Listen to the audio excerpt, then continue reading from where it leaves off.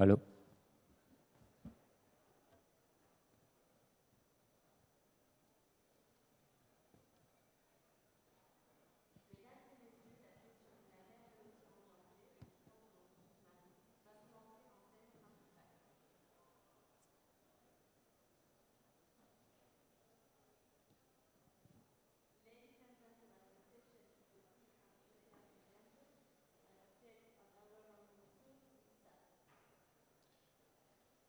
Ok, je pense qu'on va commencer la session. S'il y en a dans la salle qui m'entendent, vous êtes vraiment les bienvenus dans la main room parce que nous allons parler d'éco-responsabilité pour les ressources marines. Donc je vous invite à venir nous rejoindre dans la salle de manière à avoir un petit peu plus d'audience et avoir un petit peu plus de dialogue. Voilà. Donc je suis heureux d'être avec vous. Je m'appelle Pierre Gilles, je travaille au musée océanographique de Monaco et je suis extrêmement heureux d'être là parmi vous pour participer à cette session de travail sur l'éco-responsabilité des produits de la mer. Alors vous savez que c'est une problématique qui est très très chère à la principauté, notamment au prince Albert II, le prince souverain, qui a fixé comme cap pour la principauté la consommation durable des produits et une politique verte et bleue. C'est aussi un sujet extrêmement important pour la Fondation Prince Albert II de Monaco, dont on accueille ici des représentants dans la salle, et aussi l'Institut océanographique, qui est l'organisme au sein duquel je travaille. Alors, je suis content de voir quand même qu'il y en a quelques-uns qui sont intéressés par ce sujet, et j'espère que d'autres personnes se joindront à nous.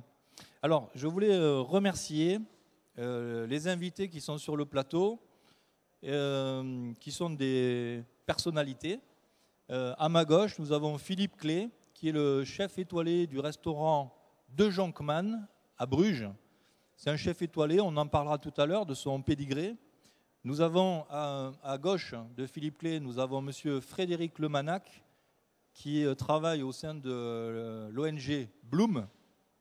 Ensuite, nous avons le grand chef italien Moreno Cedroni, qui est chef étoilé d'un restaurant, enfin étoilé, je ne sais pas, il nous dira, un chef d'un restaurant qui s'appelle la Madonnina del Pescatore sur la côte adriatique.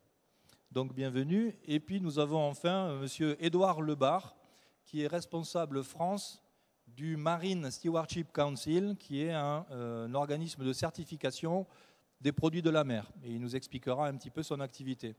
Donc je voulais vous remercier à tous les quatre, tous les cinq, parce que nous avons aussi Julie, non, Valéria qui accompagne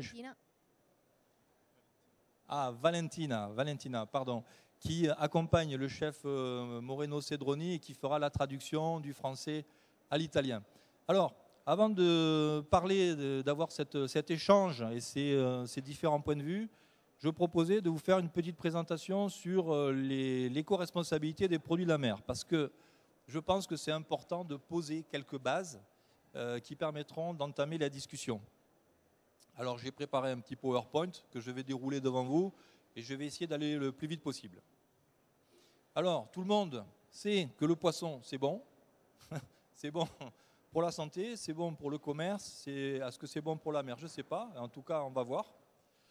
Mais on va voir aussi qu'on a un vrai challenge devant nous et on va ensemble comprendre pourquoi. Alors depuis 1961, la consommation de poissons a augmenté 2 fois plus vite que la population. Je vous passe les chiffres, mais c'est une progression qui est tout à fait importante. Et tout ça, on est passé de 9 kilos par an et par habitant en 1961 à 20 kilos en 2015. Et ça, c'est dû à l'augmentation de la production qui a répondu à l'augmentation de la demande, augmentation des revenus, de l'urbanisation, de la démographie, mais aussi des progrès techniques liés au stockage, à la réduction des gaspillages et l'amélioration des circuits de distribution. Alors l'Europe, on est européen ici dans ce salon apparemment, comme les États-Unis et la Chine, fait partie des grandes zones qui importent des poissons, qui en exportent également. Et nous avons à ce titre des responsabilités. Alors je vais vous donner quelques éléments sur la production mondiale. en me basant sur les chiffres de la Food and Agriculture Organization, la FAO, qui inclut dans les poissons, les crustacés, les mollusques et d'autres animaux aquatiques, mais pas les algues. Ici, nous avons un graphique qui est extrêmement intéressant, qui montre l'évolution de la production mondiale entre 1950 et 2016. Et vous voyez qu'on est en pente forte, en pente ascendante. Et la production mondiale est passée de 20 millions de tonnes en 1950 à 170 millions de tonnes en 2016. Un facteur d'augmentation de 8, et ça c'est considérable. Ce schéma qui vient de la FAO nous montre plusieurs choses. La chose incroyable, c'est la pêche qui est en rouge, qui montre que la quantité pêchée en mer reste bloquée à 100 millions de tonnes depuis 1980. On peut essayer de pêcher plus, la mer n'est pas capable de fournir davantage. Et la progression de l'offre, donc ça nous concerne tous ici, s'explique par le boom de l'aquaculture, qui non seulement a fait un grand essor depuis maintenant une trentaine d'années, mais qui aujourd'hui est en passe de dépasser, ou a dépassé selon les chiffres qu'on prend, la pêche. Sur les étalages, nous avons aujourd'hui plus de poissons et d'animaux qui viennent de l'aquaculture que des poissons qui viennent de la pêche. Il faut en avoir conscience. Alors on va essayer de se projeter à 2030. Ici, c'est une image qui a été faite lors des explorations de Monaco au Cabo Verde, l'été dernier. On va regarder un petit peu ce qui va se passer au niveau de la population mondiale qui s'accroît de 83 millions de personnes par an, qui fait qu'on va passer de à peu près 8 milliards d'habitants en 2018 à presque 9 milliards en 2030 et 11 milliards peut-être en 2100. Ce sont les chiffres des Nations Unies.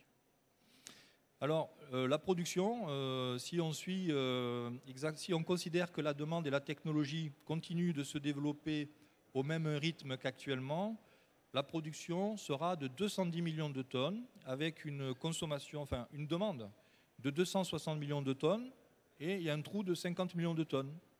Qu'est-ce qu'on va faire? Où on va les trouver?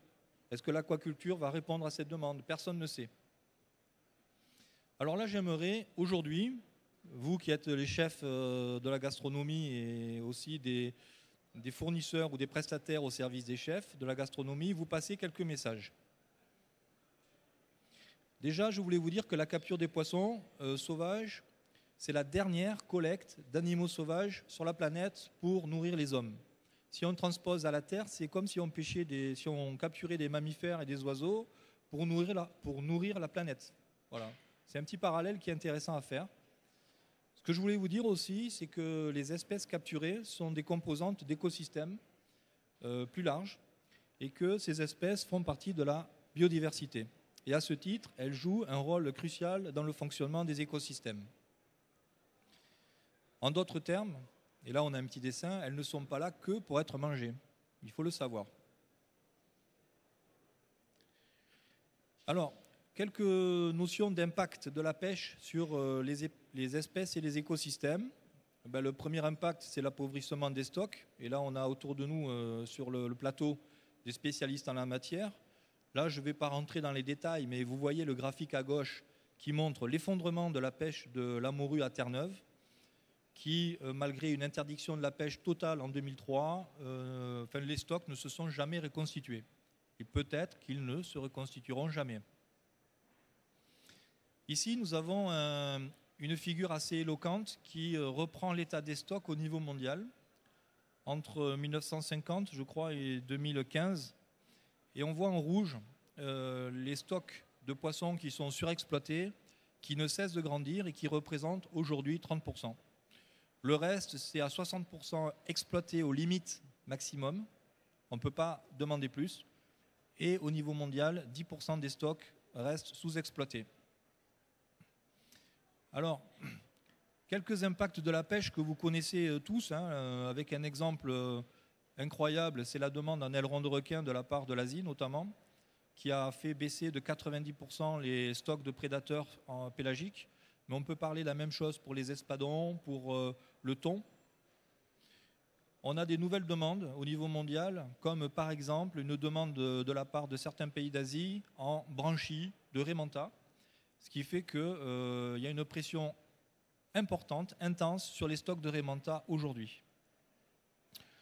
Un exemple aussi que je ne vais pas développer maintenant, mais sachez que vous avez devant vous à droite un poisson qui s'appelle le totoaba, qui est proche des maigres qu'on cuisine ici en Europe, qui fournit une vessie natatoire très appréciée par le marché asiatique, qui fait que non seulement le stock de totoaba a disparu dans le golfe de la mer de Cortez, mais aussi par incidence a fait disparaître le stock de petits marsouins et en l'occurrence le vaquita. On peut citer aussi la palangre, les effets des palangriers sur les tortues marines, l'impact des filets de pêche laissés à la mer, les filets fantômes sur la faune, bien sûr les tortues, mais aussi les oiseaux, les poissons, les mammifères marins. Et on pourrait citer encore, la liste est longue, la disparition des récifs coralliens à cause de la pêche à la dynamite ou le cyanure, l'expansion de la crevetticulture qui a un impact sur les mangroves, et le chalutage profond qui détruit les systèmes profonds, et je pense que nos amis de Bloom pourront nous parler de ça. Enfin, il faut savoir que cette surpêche ou cette malpêche se rajoute à d'autres facteurs et pressions anthropiques dues à l'homme, et on peut citer la destruction des habitats, les pollutions lumineuses et sonores, qui sont assez nouvelles en fin de compte, dont on commence à peine à connaître les effets, mais qui sont non moins réels. Bien sûr, les effets du dérèglement climatique et l'acidification des océans. Alors, tout ça, c'est triste, parce que c'est un constat, une sorte de liste à la Prévert de côtés très négatifs. Et maintenant, écoutez, là, tout est dans notre main. Qu'est-ce qu'on fait? Parce qu'on sait ce qui se passe au niveau des océans, et la situation est très grave. Eh bien, on va devoir, tous ensemble, mener une course contre la montre. Et cette course, elle est double. Parce que non seulement il va falloir qu'on protège les derniers stocks, mais en plus, il va falloir qu'on répare les dommages. Et pour y arriver, il va falloir qu'on change radicalement nos habitudes et nos modes de vie, notre façon de concevoir la vie au quotidien. Et là, tout le monde a un rôle à jouer, et on est des colibris, pour reprendre l'expression de Pierre Rabhi, qui était à Monaco il y a 15 jours, et qui nous a fait une belle présentation sur l'agroécologie. Alors les solutions non exhaustives, il n'y en a pas une, mais il y en a plusieurs. Et les solutions, ça va tourner autour des mots-clés qui sont connaître, science, adapter, modifier par rapport aux pratiques et aux techniques, légiférer, appliquer, surveiller, réprimer, responsabiliser, sensibiliser, informer. Il va falloir agir sur tous les fronts. Le premier axe, à mon avis, ça va être de mettre l'accent sur la connaissance scientifique, parce que les scientifiques nous disent aujourd'hui, on a une mauvaise connaissance de ce qui se passe sous l'eau, encore aujourd'hui, malgré tous les efforts qui sont faits. D'autres solutions, ça va être de mieux pêcher en adaptant les pratiques.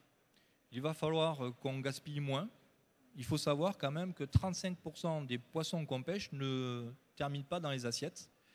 Il va falloir prendre des mesures spécifiques, comme sur le thon rouge, le thon obèse. Il va falloir peut-être, et là je vais en choquer plusieurs, manger moins de poissons. Manger moins, probablement, mais manger mieux, en étant plus sélectif et en choisissant des labels fiables et sérieux. Et là, on pourra parler du MSC ou de Mr. Goodfish, qui est un autre type de label. Et on va aussi lutter contre la pêche illégale. Alors là, j'en profite pour vous montrer ce que c'est qu'un Turtle Excluder Device. C'est un petit système métallique qu'on met dans un chalut pour empêcher que les tortues soient piégées dans les chaluts. Voilà un exemple de solution technique extrêmement simple à mettre en œuvre au niveau des chaluts pour empêcher de capturer des animaux pélagiques que sont les tortues. Un petit mot aussi en passant sur la pêche illégale, non déclarée et non réglementée, qui est vraiment une priorité absolue et un véritable fléau pour les milieux marins. Et cette pêche, c'est non réglementée, non déclarée, c'est le non-respect des quotas, des tailles, des périodes, des zones de pêche, non-respect des méthodes, des espèces protégées. C'est aussi des fraudes sur l'identification. Là, on pourrait parler toute l'après-midi de ça. Et ça représente 23 milliards de dollars par an. Et ça pose la question de comment prendre des mesures efficaces avec des données biaisées. Ça, vraiment, c'est un vrai problème, ce problème de la pêche illégale. Alors moi, je n'ai pas de recette miracle à vous donner. Peut-être que les chefs ici ou les experts pourront nous en donner quelques-uns. Moi, ce que je conseillerais, c'est qu'on soit chef, et toi les petits chefs de restaurant, qu'on soit dans le street food, qu'on soit dans un restaurant de collectivité, qu'on soit cuisinier amateur, gastronome ou simple consommateur, qu'est-ce qu'on peut faire? Eh bien, chacun d'entre nous peut agir. Non seulement les chefs et les prestataires, les fournisseurs, mais aussi nos clients. Tous ceux qui commandent des plats au restaurant, qui peuvent agir et à qui on va donner des messages. Et on doit être pour cela vigilant et curieux. Et on va devoir passer par une révolution des mentalités, une évolution des mentalités et peut-être adopter des nouveaux référentiels. Et là, j'en profite, c'est pratiquement terminé, pour vous dresser le portrait robot du poisson durable. C'est quelque chose qu'on a développé avec l'Institut océanographique et qui est partagé par la Fondation Prince Albert II. Qu'est-ce que c'est qu'un poisson durable? Poisson, ça s'applique à tout, hein. D'ailleurs, on peut le transposer à un légume, un fruit, une viande, tout, hein. Eh bien, c'est un produit qui, dans sa production ou dans sa transformation, son transport, n'a pas d'impact sur les écosystèmes. Et c'est un produit qui ne pollue pas et qui évite le gaspillage et qui s'inscrit dans une économie bleue ou une économie circulaire. J'ai vu qu'il y avait des stands qui travaillaient sur l'économie circulaire, c'est extrêmement important. C'est aussi un poisson qui limite l'émission de gaz à effet de serre, qui assure une vie décente aux producteurs, à tous les acteurs de la filière, qui assure aussi le bien-être animal, on l'oublie un petit peu, mais c'est vrai qu'on élève des poissons et on leur doit du bien-être minimum, y compris pour les poissons de pêche qu'on tue. Il faut les tuer proprement. C'est un produit aussi qui est de qualité, bien évidemment, qui est sûr et sain, qui est agréable au niveau des qualités organoleptiques, qui va donner les bonnes informations. Là, j'insiste beaucoup, ce sont des produits qui ont une bonne traçabilité. Il faut dire absolument aux consommateurs ce qu'ils mangent. D'où ça vient, comment ça a été produit, quel est le circuit de distribution, etc. Et c'est au final un produit qui développe une relation de confiance entre tous les maillons de la chaîne, de celui qui produit à celui qui consomme. Donc vous voyez, à travers cette petite description, il faut raisonner de manière globale, mais il faut aussi raisonner dans le détail et faire cet effort. Alors, réunir tous ces critères, c'est impossible. Mais on doit tendre vers. On peut y arriver. Et là, il faut être encore une fois vigilant, curieux. On doit demander l'information, c'est un droit. Et là, une fois qu'on a les informations en main, on exerce son libre arbitre, on fait des choix, et si possible, des choix qui satisfont le plus de critères. Alors là, je vais citer le prince souverain dans une allocution à Düsseldorf en janvier 2017, qui disait que pour sauver notre planète, pour faire changer un système qui l'a détruit peu à peu, on va avoir besoin de toutes les idées, de toutes les volontés, de tous les moyens mobilisables.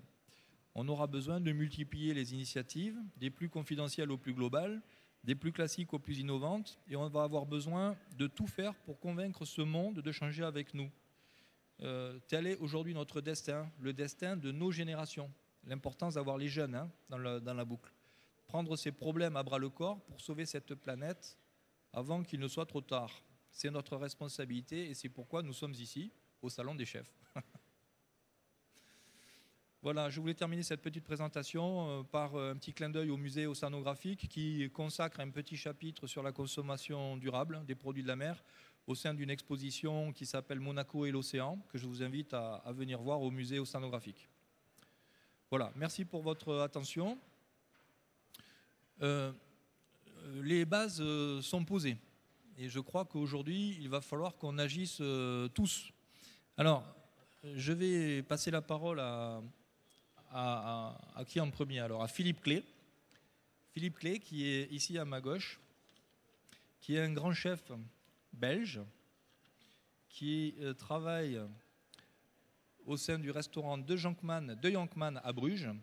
Et il a été élu chef de l'année Gotemio en 2015 en Belgique. Et alors, ce qui est extraordinaire, c'est qu'il a été le fondateur d'une initiative qui s'appelle North Sea Chef, qui est un groupement de chefs qui se bat pour la pêche durable, et il va nous en parler. Alors, Philippe, bienvenue. Je vais te passer la parole. Merci. Est-ce que tu as quelques diapositives à nous montrer? Tu vas, je crois, nous parler de plusieurs choses. Tu m'as dit que tu voulais poser la question de savoir si on devait garder au menu la sole et le turbo. Oui. Mais je veux premier montrer une petite vidéo. Et comme ça va dire, c'est une vidéo qui est pas trop long, mais ça va dire c'est quoi l'organisation Nordsea Chef. Très bien. La vidéo va démarrer. J'espère que la régie est prête. Restaurant The Young Man, Rouge. Grandson of a North Sea fisherman. A young, conscious chef. Co-founder of North Sea Chefs. He reflects on the relationship between man and nature. Man and food, man and fish, chefs and North Sea fish. He respects all the edible varieties of North Sea fish such as pout, dap, whiting and horse mackerel. Not just the well-known and fashionable ones like sole, cod and turbot. For several years he has been stressing the fact that a lot of the lesser known or even completely unknown fish species have plenty to offer, both at a culinary top level as well as when cooking for fun.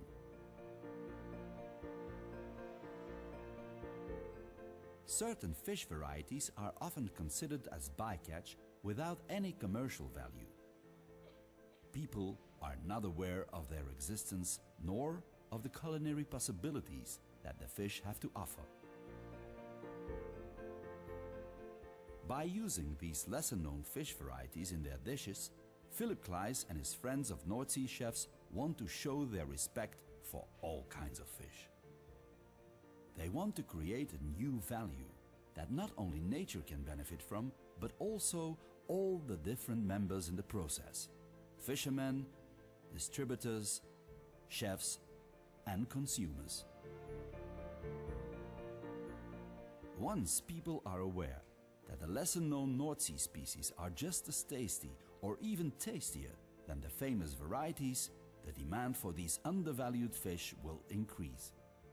In that way, the risk of overfishing the well-known fish species can be reduced in a natural way.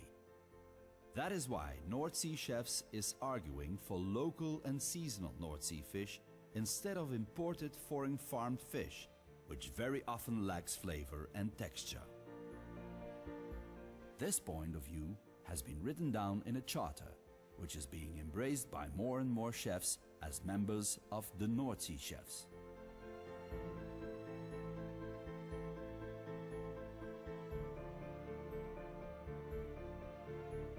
The North Sea Chef logo at the front door of their restaurant shows their utmost respect and profound commitment.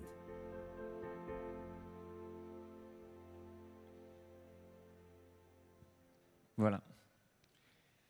Bravo Philippe Kleis pour cette magnifique initiative. Alors est-ce que tu veux nous en dire plus sur les tenants et aboutissants et quel est l'objectif et comment c'est reçu par la clientèle, les clients? Ben, mon histoire, ça commence 12 ans passés quand j'ai commencé mon restaurant. J'étais en train de chercher pendant 2 ans qu'est-ce que je vais faire, quel style, quelle identité. Et pour moi, c'est très important comme chef d'avoir une identité. Et j'ai trouvé un peu mon style, mon identité, mon chemin, faire un voyage à Tokyo, en Japon. Là, j'ai vu comment les Japonais travaillaient, dans le bon sens, mais aussi dans le mauvais sens. Et j'ai travaillé aussi avec du thon, dans le thon, à l'époque, excuse-moi. Et j'ai vu la qualité que moi j'ai travaillé avec et les qualités que j'ai vues à Tokyo. Et j'étais vraiment déçu.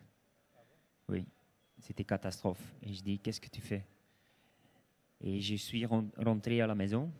Et là, j'ai dit, je vais en chercher plus les producteurs, les pêcheurs locaux, les fermiers locaux, plus de go local, les produits plus locaux. Et mon grand-père, il était pêcheur aussi. Donc, j'avais des bonnes mémoires à l'époque. Et j'ai commencé avec beaucoup de courage avec des poissons moins connus, comme le taco, comme vous avez vu, comme le chinchard, comme la petite roussette. Et dans le temps, j'avais un étoile au Michelin. Et là, j'ai perdu 40% de mon clientèle. C'est beaucoup. Énorme. Mais là, tu dois avoir, excuse-moi pour le mot, avoir les couilles Bien sûr. pour dire fuck off. Ça, c'est mon chemin.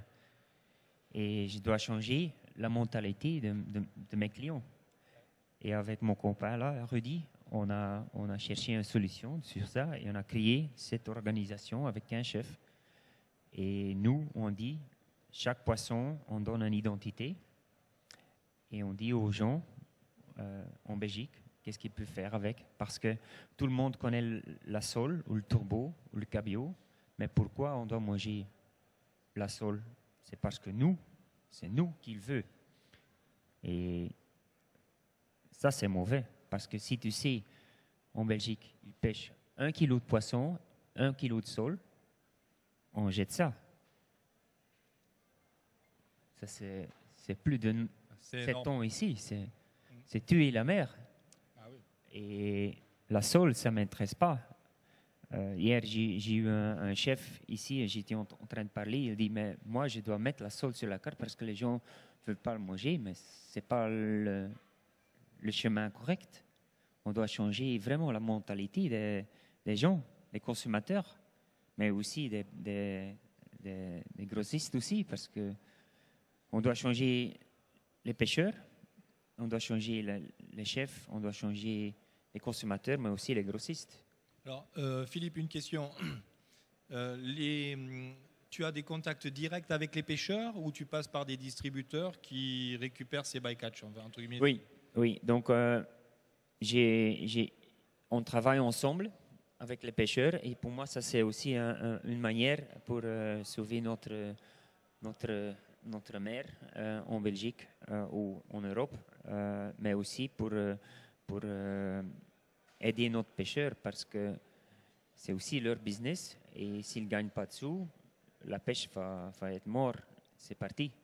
Et moi, je veux qu'on mange vraiment durable, qu'on mange les poissons dans la saison.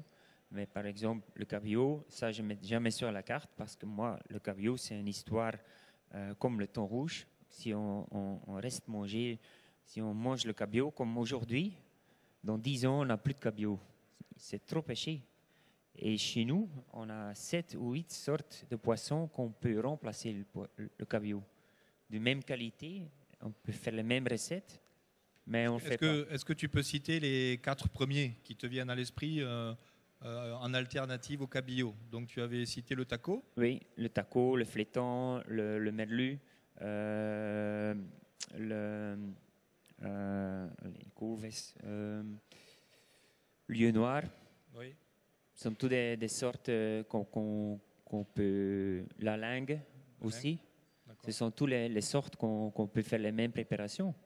Alors aujourd'hui, tu as entraîné derrière toi des chefs et au bout de 4 ans d'expérience, oui. Quel bilan tu peux tirer? Est-ce que ça fonctionne? Ça marche? Oui, maintenant en Belgique, on a vraiment un changement. On a travaillé déjà 10 ans sur ça. Et maintenant, il y a déjà 1500 chefs. La Belgique, ce n'est pas comme la France, c'est petit. Mais on a déjà 1500 chefs qui me suivent. Mon idée, oui. Les pêcheurs ils gagnent 4 ou 5 fois plus le prix pour leur catch. Et il y a moins de poissons jetés. Parce qu'on a trouvé un marché pour chaque sorte de poisson qui rentre au port. Alors, tu m'as dit aussi, et après je passerai la parole à un deuxième intervenant, tu m'as dit un mot, enfin une phrase qui est extrêmement, pour moi ça a résonné, c'est extrêmement important, c'est je propose à la carte ce que le pêcheur pêche. Oui. Et pas je lui passe commande. Ça c'est important parce oui, que ça responsabilise le pêcheur aussi. Oui. Et aussi, c'est une histoire que tu dis aux clients parce que c'est le catch of the day. Et c'est simple. Et là, c'est vrai, c'est réel. Cette phrase dit tout. Oui. On doit manger qu'est-ce que le pêcheur pêche et pas autrement. Le pêcheur ne doit pas y aller à la mer pour empêcher seulement du thon ou du cabillaud ou de la sole. Extrêmement intéressant. Bah, écoute, merci Philippe. Je ne sais pas si tu avais d'autres diapositives que tu voulais commenter ou si on peut encore, passer Ça, c'est un projet d'un jeune, de Nicolas Van Beilen. Il a fait un sujet à l'université d'Anvers pour transformer la pêche en Belgique. c'est une idée pour avoir zéro de discard. Donc, ça veut dire pas de perte, donc pas des poissons qui sont morts. Et ça, c'est aussi quelque chose que, à cause de nous, à cause de notre idée 10 ans passés, qu'il y a un mouvement aussi à la pêche ou chez les pêcheurs. Ok. Les jeunes générations. Voilà, aussi. Ça c'est le futur. C'est peut-être la cible principale hein, de nos actions, c'est essayer d'éduquer les plus jeunes, mais aussi d'entraîner derrière nous des jeunes chefs, des jeunes professionnels, de manière à ce qu'ils changent réellement les pratiques. Oui. Merci Philippe. Je peux encore dire une seule chose? Vas-y, une phrase. Oui, ça c'est quelque chose que je voudrais dire aussi à vous. C'est pas tellement la manière qu'on mange, c'est que notre mer sont endommagées, mais c'est le plastique aussi. Si tu vois les chiffres, c'est fou. We are killing ourselves. Avec les North Sea Chefs, on essaye de dire aux gens pas qu'est-ce qu'ils doivent manger, mais aussi qu'est-ce qu'ils doivent faire avec leur plastique et avec les cigarettes. Ils ne jettent pas par terre parce que ça rentre dans la mer. Et c'est un cycle qui est très important pour nous. Et je vais encore seulement donner voilà. Je vais terminer avec ça. Ça, c'est notre mer devant notre côte. Et chaque pointe blanc, c'est 20 kilos de plastique. Alors, il y en a plus en Belgique ou en France? Ou à Monaco? On ne sait pas. Merci Philippe. Effectivement, c'est très important de faire la liaison. Merci. Bravo pour cette initiative. Très important de faire la liaison avec le plastique. Parce que le plastique est dans la mer, bien évidemment, mais le plastique est aussi dans nos restaurants. Donc on a un effort à faire pour effectivement to get rid of the plastic. Un gros travail. Merci Philippe. Je vais passer la parole à Édouard Lebar, qui est le responsable France du Marine Stewardship Council. Et le Marine Stewardship Council, c'est donc un organisme de certification qu'on connaît bien à Monaco.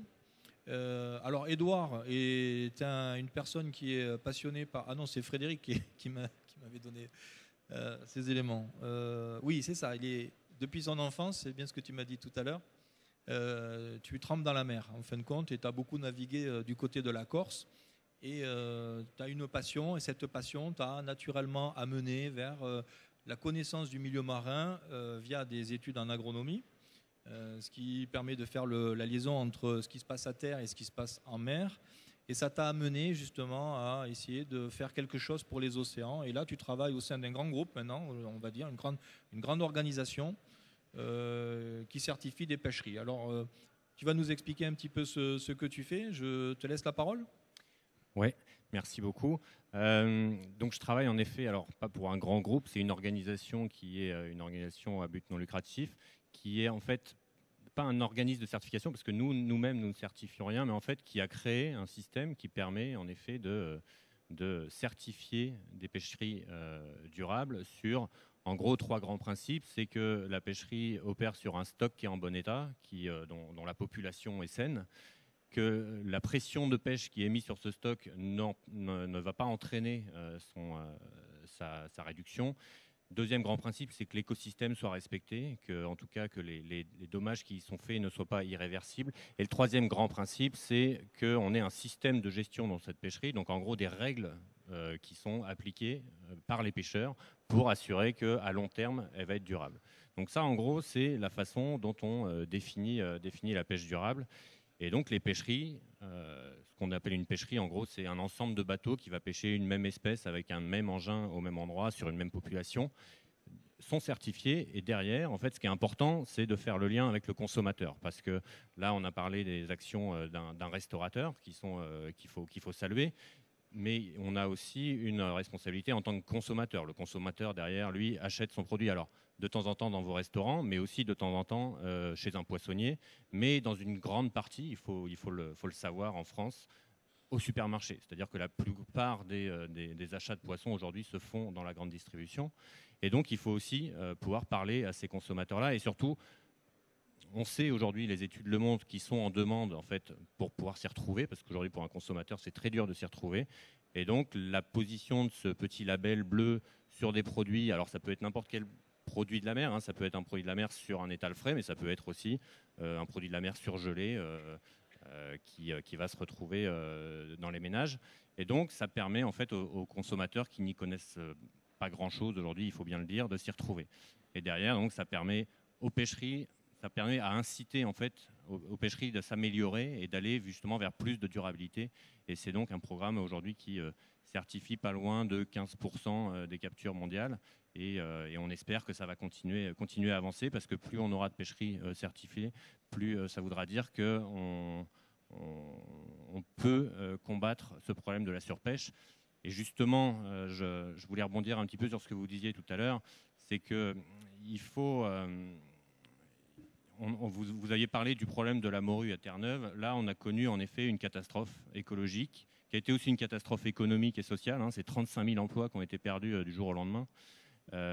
Et en fait, pour éviter que ce genre de choses arrivent, du coup, il faut réagir à temps. Et en fait, ce que je voudrais juste souligner aujourd'hui, c'est donner un tout petit peu d'optimisme dans ce tableau qui est pas très brillant, hein, mais donner un tout petit peu d'optimisme, de dire que la plupart des actions qui sont prises aujourd'hui, et quand les pêcheurs prennent à temps des mesures, sous la pression des consommateurs, des distributeurs, des ONG, de tout le monde, dans la plupart des cas, il n'est pas trop tard pour réagir. C'est-à-dire que quand on voit sur ce qui s'est passé sur le thon rouge, par exemple, les ONG ont mis une pression très forte sur cette pêcherie. Les mesures ont été prises et on voit aujourd'hui que cette pêcherie va mieux. Est-ce qu'on peut considérer qu'elle est durable ? Il est certainement trop tôt pour le dire. Mais en tout cas, on voit que les actions payent. Et aujourd'hui, c'est ça vraiment sur lequel je voudrais insister, c'est que si on ne s'y prend pas trop tard, on peut encore changer cette courbe qui n'est en effet pas très glorieuse. Alors, très bien reçu tout ça. Moi, j'ai deux questions pour rebondir sur ce que tu dis. La première question, c'est comme toute initiative, il y a des marges de progrès et une analyse critique donc, de l'effort, avec des succès et des échecs. Là, aujourd'hui, qu'est-ce que tu peux nous dire sur l'analyse justement de votre action et les marges de progrès que vous avez et les actions que vous allez entamer à partir de maintenant, on va dire, ou que vous êtes en train de mener?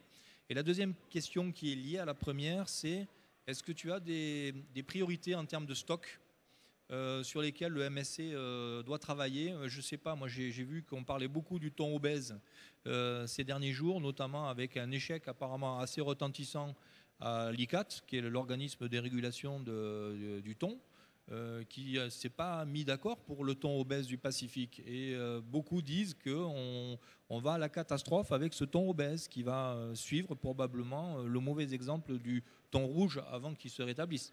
Voilà, donc ces deux questions qui sont liées, si tu peux nous donner une réponse. Alors, la première question sur les améliorations possibles. Alors, ça fait plus de 20 ans aujourd'hui que le MSC existe et en effet, on passe notre temps en fait, à essayer d'améliorer le système. Évidemment, le système parfait n'existe pas, la pêcherie parfaite n'existe certainement pas, mais en tant que système de certification, en fait, on fait en sorte d'avancer, d'écouter en fait, les demandes alors qui peuvent venir de beaucoup de directions, parce qu'on travaille un petit peu au milieu de tout ce secteur-là, donc des demandes d'amélioration qui viennent des pêcheries, des demandes d'amélioration qui viennent des scientifiques, des ONG. Et du coup, on travaille à mettre autour de la table tous ces gens-là pour essayer d'écouter vers quoi on pourra aller, d'écouter de temps en temps les critiques qui peuvent être faites, parce qu'on peut toujours s'améliorer. En fait, notre objectif, c'est pas non plus de créer un système qui va récompenser les 5 meilleures pêcheries au monde, mais plutôt de créer un système qui va inciter les pêcheries qui peuvent s'améliorer à le faire. Et donc, c'est pour ça qu'on essaie de placer la barre au bon endroit, la barre de nos exigences. Alors, sur quoi est-ce qu'on travaille actuellement? Beaucoup de choses. On est en pleine révision de notre référentiel, donc des critères d'attribution de la certification. Il y a une chose qui est très importante sur laquelle on travaille actuellement, qui est une demande qui est pressante et qui est vraiment une problématique de plus en plus urgente dans cette filière, c'est aussi la question sociale. On parle d'environnement, il faut protéger les poissons, mais ce qu'on sait, c'est aussi qu'il y a beaucoup de problématiques sociales qui sont associées à la pêche dans le monde, pas que à la pêche d'ailleurs, l'aquaculture également. Et donc on est en train de travailler à comment intégrer ces questions-là aussi dans notre système, qui pour l'instant est un programme qui est surtout environnemental. Et du coup, la deuxième question, alors Je ne vais pas vous parler d'un stock en particulier, parce qu'en fait, c'est un programme volontaire. Donc, si les pêcheries veulent venir pour essayer d'être certifiées, elles peuvent le faire. Ce n'est pas nous qui allons les chercher. Par contre, là où on a une problématique vraiment importante actuellement, c'est sur les pêcheries dans les pays en voie de développement, qui produisent un peu plus de la moitié des captures mondiales, et sur lesquelles on a, la plupart du temps, un gros problème de suivi, de connaissances scientifiques. Et aujourd'hui, un des gros problèmes de la pêche dans le monde, c'est le manque de connaissances. Et donc, du coup, on travaille beaucoup à améliorer notre système de manière à pouvoir bouger aussi un petit peu les lignes dans les pêcheries en voie de développement, enfin dans les pays en voie de développement, les pêcheries qu'on appelle artisanales, les pêcheries à petite échelle, et donc d'adapter aussi notre système pour pouvoir être plus impactant aussi sur ces pêcheries-là, qui sont l'enjeu de la pêche de demain, parce que c'est là où on voit que les plus gros problèmes de stock existent. Très bien, très bien. Alors le dernier point peut-être concernant le Marine Stewardship Council, c'est la question de l'émission des gaz à effet de serre qu'on a évoqué un petit peu rapidement en préparant cet échange. C'est vrai que je suis assez circonspect aujourd'hui sur le fait de faire venir de l'autre bout du monde des produits marins pour ces questions d'émissions de gaz à effet de serre. Et qu'est-ce que vous pouvez faire? Alors on a très peu de temps, on a 1 minute pour répondre. Alors je vais faire très court. Les produits de la mer, c'est une des denrées alimentaires les plus échangées dans le monde. C'est 10 fois les volumes de café qui sont échangés dans le monde. C'est gigantesque. Donc c'est clair que c'est une industrie aujourd'hui qui est très globalisée, avec des échanges et des trajets incroyables pour le poisson. Aujourd'hui, le MSC, on s'intéresse vraiment à ce qui se passe sous l'eau, c'est-à-dire vraiment quels sont l'état des stocks, comment est-ce que c'est pêché, comment est-ce que ça impacte les écosystèmes. Et pour être très clair, aujourd'hui, dans notre référentiel, on n'a pas encore de critères qui parlent de l'impact carbone de tous ces transports. La seule chose que je peux vous dire, c'est que plus on aura de poissons dans la mer, moins il y aura besoin de carburant pour aller le chercher. Et c'est pour ça que j'espère qu'améliorer l'état des stocks dans le monde permettra aussi de réduire les besoins en carburant des bateaux. C'est un aspect important, effectivement. Très bien. Alors, merci Edouard. Je vais passer la parole au chef Moreno Cedroni, qui travaille donc au sein du restaurant La Madonnina del Pescatore à Senigallia en Italie, c'est sur l'Adriatique.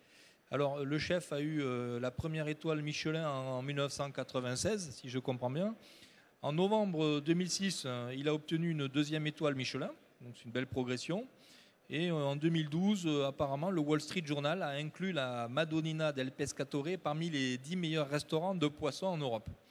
Donc c'est quand même une sacrée référence. Alors, Moreno, est-ce que vous pouvez nous expliquer quel est votre engagement par rapport au gaspillage, par exemple, ou par rapport au gaspillage des ressources? Intanto grazie per l'invito. I miei locali sono tutti sul mare, quindi tengo molto alla salute del mare. Merci beaucoup pour l'invitation. D'abord, tous mes restaurants sont à côté de la mer, donc voilà, sont ces 3-là. E innanzitutto uno dei grandi problemi ai quali dobbiamo fare attenzione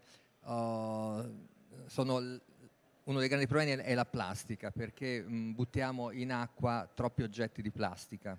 Alors, le premier problème, c'est vraiment le problème de la plastique, parce qu'en fait, on jette dans la mer une quantité énorme de plastique. E questa plastica dissolta poi in microparticelle finisce nella catena alimentare. C'est une plastique qui va se dissoudre et qui, inévitablement, va terminer dans la chaîne alimentaire. Quindi ognuno di noi deve avere un senso di responsabilità verso questo problema. Donc chacun d'entre nous doit être conscient de ça, parce que c'est un problème principal. Dunque ho sintetizzato in 10 punti un po' gli oceani. J'ai fait une synthèse des océans, de mon point de vue, en 10 points. Stimiamo in circa 1,4 miliardi di tonnellate l'acqua presente negli oceani.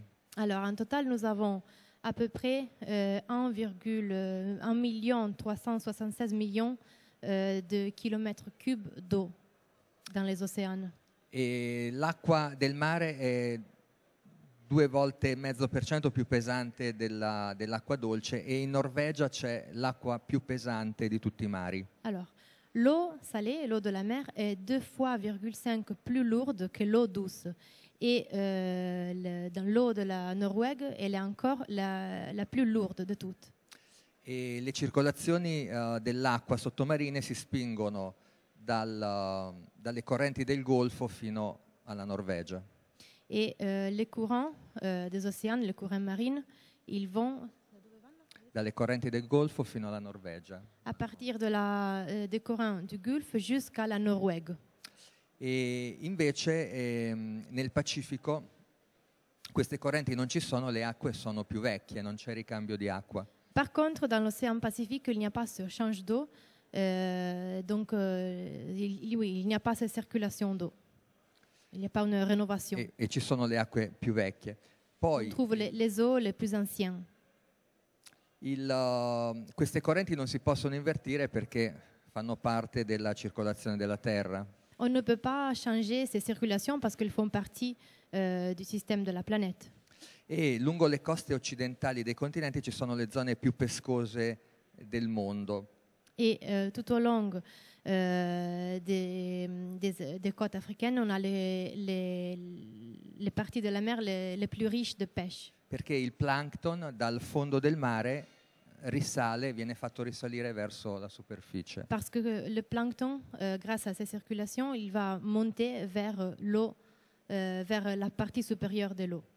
Poi gli oceani catturano il 95% dell'energia termica in eccesso e senza di loro l'impatto dei cambiamenti climatici sarebbe impressionante. Donc on a l'océan qui capture le 95% del global warming, del réchauffement global. E il livello del mare non aumenta per la fusione dei ghiacciai. Et le niveau de la mer n'augmente pas par rapport à la fusion des glaces, au fait que les glaces se fondent. E i ghiacciai sono un isolante tra le correnti calde che arrivano dalle correnti del Golfo e i meno 20 gradi che ci sono nelle regioni del nord Europa. Et donc le glacier fonctionne comme un isolant entre les circulations plus chaudes et les plus froides. Allora, cosa fare per la plastica? Quindi personalmente al ristorante ho ridotto l'uso di tutta la plastica che non si può riconvertire. Donc, par exemple, dans mon restaurant, j'ai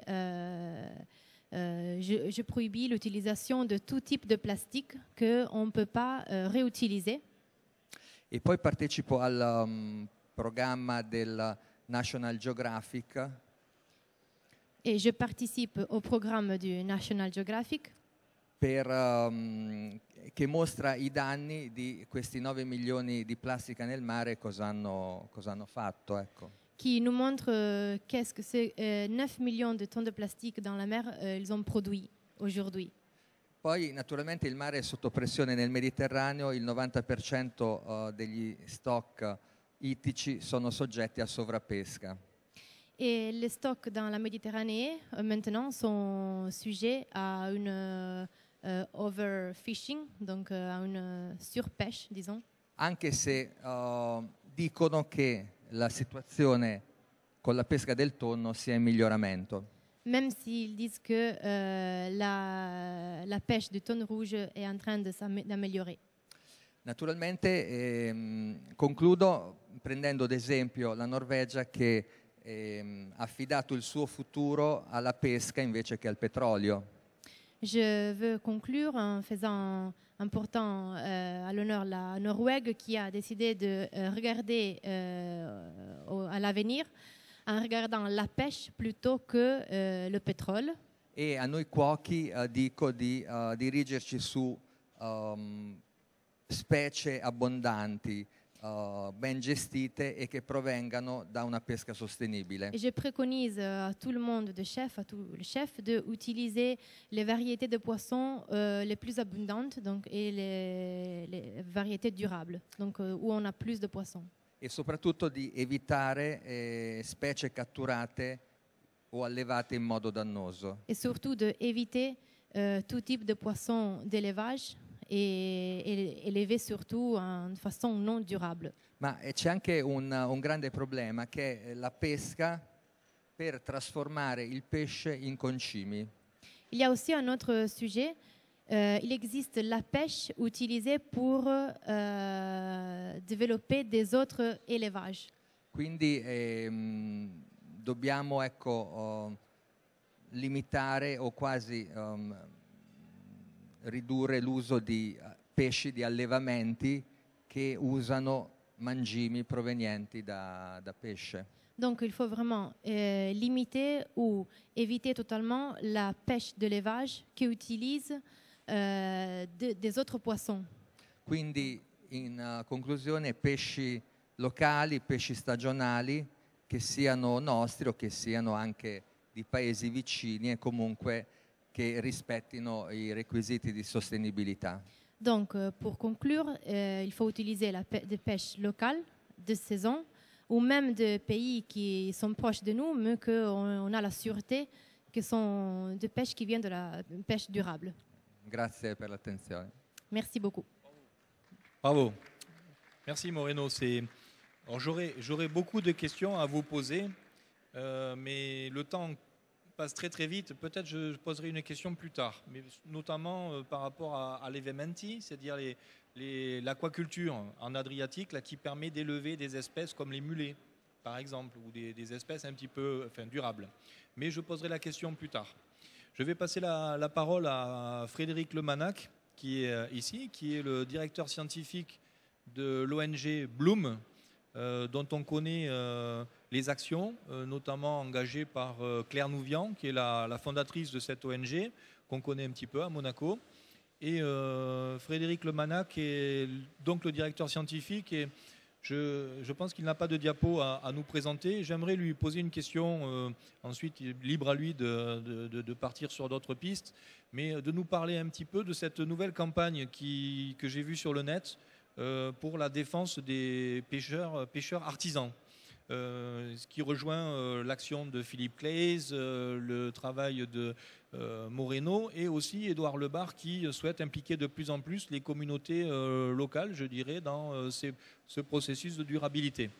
Donc Frédéric, à toi la parole. Merci, je vais faire vite parce que je crois qu'il n'y a plus du tout de temps. Le travail qu'on fait avec les pêcheurs artisans, il a toujours été au cœur de nos actions.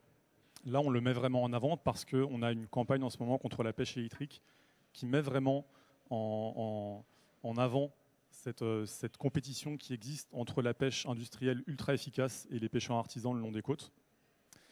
Et donc, ça agit vraiment comme cristallisation en fait, de toutes les pressions qu'ils subissent des industriels au niveau de la représentation politique, au niveau de l'accès aux quotas, au niveau de l'accès aux subventions publiques, par exemple. Donc là, on a une campagne, effectivement, depuis quelques jours qui est spécifiquement sur cette représentation des pêcheurs artisans, mais ça a toujours été au cœur de nos actions. Mais effectivement, je vais partir sur un autre sujet, parce que je veux quand même soulever une petite contradiction dans tous les discours qui ont été faits. Vous avez soulevé, par exemple, que la pêche en eau profonde était très destructrice, et vous avez soulevé qu'un certain nombre de méthodes de pêche devraient être exclues de notre consommation, comme par exemple la pêche minotière qui cible les petits poissons pour faire de l'alimentation dans les élevages, la drague hydraulique, les palanques de surface qui vont avoir beaucoup de captures accidentelles. Tout ça, ce sont des pêcheries qui sont certifiées par le MSC. Et donc on touche quand même à la limite un petit peu du système. Ça, c'est vrai en pêche. C'est vrai en agriculture, c'est vrai en foresterie. Les labels nous ont quand même été vendus comme la solution à tous les problèmes dans les années 90. On y a cru pendant très longtemps. Et là, il y a de plus en plus de rapports qui sortent. Il y en a eu encore un il y a quelques semaines sur le label de certification de l'aquaculture qui montrait qu'en fait, ça ne remplissait pas du tout les cahiers des charges. Et donc, tu te doutais que je n'allais pas forcément soutenir votre initiative. Je ne dirais pas que le cahier des charges est amélioré. Il est amélioré. Ça fait des années qu'on le demande. On a un petit peu perdu espoir quant à son amélioration parce que ça n'avance pas vraiment très très vite. Mais ce qui pose problème, c'est surtout la mise en œuvre de ce cahier des charges-là. Et le fait que quand on regarde comment les pêcheries sont certifiées, on découvre des conflits d'intérêts à tous les étages, ça explique pourquoi on se retrouve avec du chalutage profond qui est certifié, de la pêche minotière qui est certifiée, la pêche électrique qui a failli être certifiée. Ça a raté la certification que pour 3% sur un des principes que Édouard a décrit. Et en fait, nous, tout ce qu'on a découvert pendant notre campagne contre la pêche électrique, le fait que les dérogations avaient été allouées contre l'avis des scientifiques, que ça avait été subventionné contrairement au règlement européen avec de l'argent public et ainsi de suite, tout ça, ça n'a pas du tout été découvert comme par hasard par le cabinet d'audit qui était supposé évaluer si la pêcherie était durable. Et pourquoi ? Parce que ce cabinet d'audit est payé par la pêcherie qui va être certifiée, avec notre argent public au passage. Et donc on touche quand même à la limite d'un système. Les labels doivent être un outil. Le problème, c'est qu'actuellement, c'est considéré comme une fin en soi. Et ça, c'est un gros problème. Oui, alors en tant que modérateur, c'est une situation qui n'est pas évidente parce qu'effectivement, on a deux points de vue extrêmement opposés. Et c'est vrai qu'on a vu éclore il y a quelques années, maintenant il y a une vingtaine d'années, les questions du Forest Stewardship Council, qui n'a rien à voir avec la pêcherie durable, mais qui est le pendant pour les questions de l'exploitation du bois. Et c'est vrai que quand on est consommateur, acheteur de meubles, ou qu'on soit consommateur de produits de la mer, on est soumis à cette contradiction. C'est-à-dire que dès qu'on creuse, effectivement, on a les points de vue de Bloom qui viennent un petit peu se confronter avec les points de vue de MSC. Et ça, c'est un exemple, mais on peut trouver d'autres exemples. Il n'y a pas que celui-là, qui montre qu'effectivement, la marche à suivre est encore longue et qu'on est encore loin d'avoir trouvé les solutions idéales. Je ne pourrais personnellement pas trancher. Je suis un peu spectateur critique, entre guillemets, dans le bon sens, de tous ces processus. Et c'est vrai que la solution, si elle doit intervenir dans le futur, ça sera en se mettant autour de la table, de manière à écouter les arguments des uns et des autres, de manière à essayer de trouver les chemins critiques. Alors c'est vrai que moi, il me semble quand même que au corps défendant, je ne sais pas si on peut dire ça, du MSC, en tant que consommateur de produits de la mer, je vois quand même des labels qui me fait penser que les gens, effectivement, sont quand même entraînés à réfléchir un petit peu sur leur démarche. Et aujourd'hui, c'est vrai que peut-être certains sont faciles à convaincre et sont un peu candides, mais il y en a d'autres aussi qui ont une démarche, et notamment les jeunes, qui sont aussi en recherche de vérité.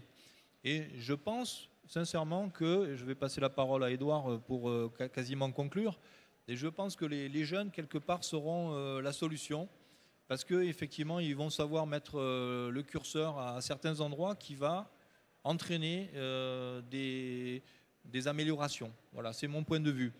Et je pense qu'on peut, j'espère, en tout cas je formule le souhait, qu'on trouve des points de convergence efficaces dans les 20 prochaines années, en reprenant aussi les exemples locaux des chefs. Donc Édouard, si tu veux simplement répondre par rapport à... Je vais pas prendre trop de temps parce que on n'en a pas beaucoup et je vais certainement rater mon avion pour pouvoir répondre à cette question. Mais juste une petite correction, la pêcherie électrique de sol n'a pas été certifiée, point barre, pour deux raisons qui sont celles dont vous parlez aujourd'hui, qui sont le manque de connaissances sur l'impact de cette pêcherie et le manque de statut réglementaire de cette pêcherie. Donc je ne comprends pas, sur un point sur lequel on a une convergence comme ça, on a le même avis, enfin en tout cas la certification a abouti au même avis que le vôtre, qu'on n'arrive pas à trouver un point de convergence. Je trouve ça très regrettable. Et je trouve ça très regrettable que devant des gens qui ont envie d'entendre parler de pêche durable comme ça, on parle de petite cuisine entre ONG que je trouve très regrettable.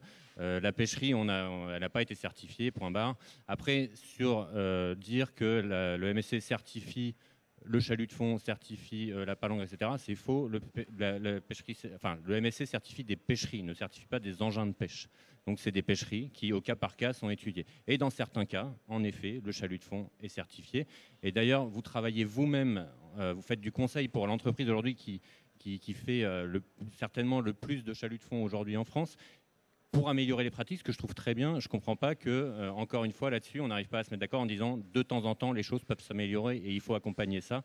Donc j'ai envie de finir juste un petit peu d'optimisme et un petit peu de convergence. On travaille dans le même sens, on n'a pas les mêmes moyens, mais j'espère qu'un jour, on sera tous les deux heureux de se dire que les choses s'améliorent pour la pêche dans le monde.